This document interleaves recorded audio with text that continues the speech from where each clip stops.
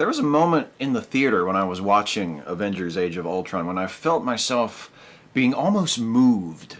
And it wasn't at any of the really heavy dramatic stuff. There are some sort of emotional moments in the movie, but it wasn't one of those. What really had me feeling moved was just when I realized how good it felt to see superheroes in a big budget, tentpole, mainstream, commercial, blockbuster superhero movie behaving like superheroes, where they were interested in things other than punching the evil robots. And there are a lot of evil robots in this movie, and there are a lot of scenes of the Avengers punching the evil robots, and that has its own, sort of appeal. But the action scenes are about more than that. The heroes in the action scenes are concerned about saving people's lives and minimizing damage and making sure that innocent bystanders have been moved to safety. They're not just focused with blinders on punching the evil robots. And I didn't realize until I saw this movie how cynical I had become about superhero movies. And even though there's a lot more about this movie that I really like, that's the first thing I wanted to mention, is that it just felt good as a comic book fan, as a guy who's been reading superhero comics and watching superhero stuff on TV and in the movies for almost my whole life. It felt good to see a movie that treated the characters in a way that wasn't cynical and wasn't just an excuse for over-the-top CGI violence. That there was some compassion and there was a sense of guardianship and protection of the regular old human characters that were standing around that could have been killed by the chaos. The other thing that sort of tickled my comic book fancy is that I think probably of all the comic book movies I have seen, this movie comes the closest to adapting the look and the feel, the tone, the sensibility of a superhero comic book. I wouldn't say it's the best superhero movie. I wouldn't say it's the most dramatic, the most moving, the most skillfully executed, the best written, the best directed, the best acted. It's none of those. But it comes the closest to taking that feeling of reading a superhero comic, especially a superhero team comic like Avengers or like the Justice League, and putting that feeling up on the screen. There are multiple shots in this movie that are basically splash panels brought to life where all the characters are on screen at once and they're all doing stuff, and some of that is really even underlined where they're like leaping into action from one side of the screen to the other in slow motion. And of course it's incredibly contrived. It's not a natural shot at all. It is, if you try to imagine it as though it's something actually happening, this sort of arrangement would never happen where they're all lined up in a perfect row and they're leaping at exactly the same time at exactly the same speed across some field of battle. That would never actually happen. It's completely contrived. But that's how it is in comic books too. It's contrived in comic books too, and you see that kind of arrangement. When you see that composition of a panel, that never actually happens in real life. It's art. It's fiction. It's fantasy, and it's in this movie, and it's done very, very well. It's very satisfying if you're the type of person that likes this kind of thing. In my review of the first Avengers movie, I offered that caveat that if this is the kind of movie you like, this is really good for this kind of movie. And I repeat the same thing here. If you like superhero movies, if you like adventure movies, action movies, and you like them with a bit of thought behind them, with a bit of skill in the execution of them, this is just about the perfect movie for you. It's not terribly deep. It's not a film that will leave you thinking when you leave the theater, asking deep questions. You won't be walking back to your car going, oh boy, that really makes you think. No, it's a popcorn movie. It's meant to be a popcorn movie. It's meant to be relatively light. There are some moments of gravitas. There are some moments of pathos here. And those moments are juggled with moments of humor and with the requirements of the action plot. And the requirements of the much larger Marvel Cinematic Universe. There's a lot of stuff that's in this movie that feels like is really only here in order to set up for the next movie and the next one and the next one to sort of move people into the positions they need to be in from here on out. And all of that is done so well. This movie is so packed And if there is one major criticism I have of it, it is that there's just so much stuff here. It's just so crammed full of characters and storylines and stuff. But it's all balanced so well, and you can really tell.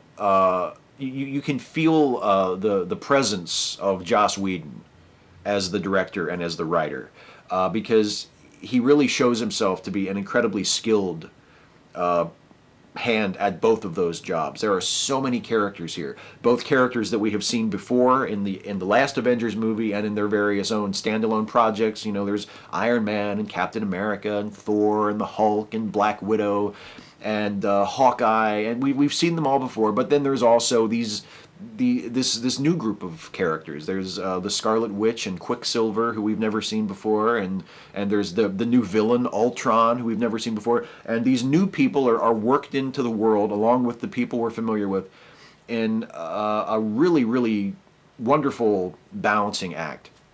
The tone, it's wonderful to see such a firm, confident command of tone. And you feel like when it's doing something, and when you are feeling something as a result of it, you're feeling it because the filmmakers wanted you to feel that way. You're not feeling that way because something has been overlooked, or because the writing has been sloppy, or because the direction or the action scenes have been too single-minded in their focus. It's all very carefully done. There's so much craft on display here. And it's really nice to see. It's nice to see something that it's superhero stuff. It's comic books. It's relatively low material, but you can take low sort of crowd-pleasing material like this and elevate it a little bit by just doing it really well, by just executing it with a lot of skill and a lot of finesse and a lot of focus. And that's what this movie does. There probably is nobody working in big commercial filmmaking that is better at not only juggling multiple characters and storylines, but also commanding that alteration in tone like Joss Whedon. There are multiple moments in this movie where something really, really sad will happen, and it is followed almost immediately by something so funny that I found myself laughing out loud in the theater, probably to the embarrassment of my wife, who was with me at the time. There are moments in this movie that are so funny. And they often follow really heavy dramatic moments, and that is a hallmark of Joss Whedon.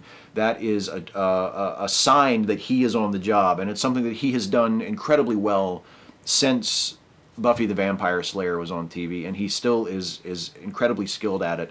And it not only helps to pull you into the movie, it helps to pull you along so that you feel like you're constantly moving. It's very important in a movie like this with so much going on that you never feel like you're wasting time. But at the same time, you never feel rushed either. That's what I mean by the feeling that it's balanced.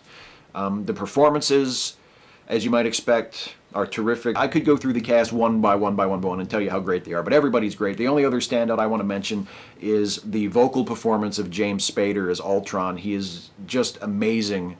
I'm a great James Spader fan in general. I said on a hangout recently that James Spader could probably just be reading the text off of a Chinese menu for this role, and I would think it was great. I would praise it to the high heavens because I just love James Spader.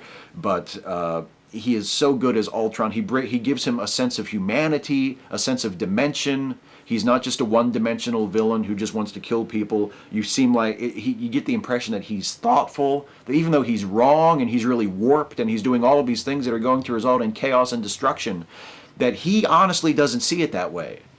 And he really has some feeling and some thought behind him. And again, also some incredibly funny moments. He's not a funny character. He's not like a jokey, quippy sort of Jack Nicholson Joker kind of villain. But he does have some moments, again, some very Whedon-esque moments, where he says or does something that's just really, really funny. The movie is a little long. It's almost 3 hours long, which is a little long.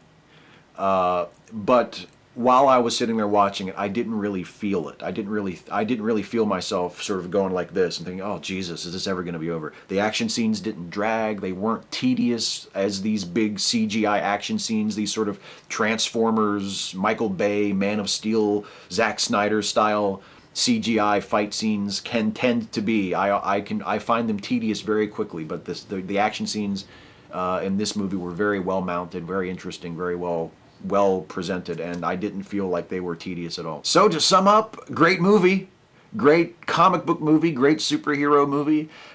Sort of washed away some of my cynicism about superhero movies.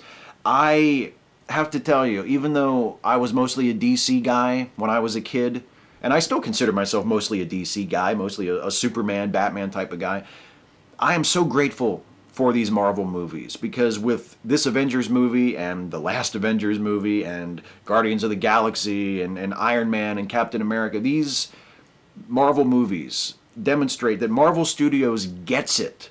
They understand that there's a huge portion of their audience that come to these movies that are not embarrassed by comic books. This radical notion that apparently hasn't really sunk into the folks over at Warner Brothers and DC who seem embarrassed by their source material and embarrassed by the fact that they're making movies about superheroes and comic books. Marvel understands that most of its audience is not like that. We love comic books. We love superheroes. We understand that they're silly. We understand that they're stupid. We don't care. That's why we love them. That's part of the appeal. They're a fantasy. They're big. They're larger than life. And it's so wonderful to be able to go to the theater once a year or twice a year and see movies featuring superheroes up bigger than life on screen that have that tone and that sensibility that evokes the comic books where many of us first discovered and fell in love with these characters. That's something that the Marvel movies have always been good at. It's something that they will have to continue to be good at if they want this increasingly large and ambitious franchise of films and TV series and now streaming series to continue to be successful and continue to grab people and touch their hearts and win their loyalty and their love as these movies have done so far. And that's something, that evoking of the sense of a superhero comic book, that's something that the Avengers Age of Ultron does, and does as good as or better than any movie has ever done. And that's why it works.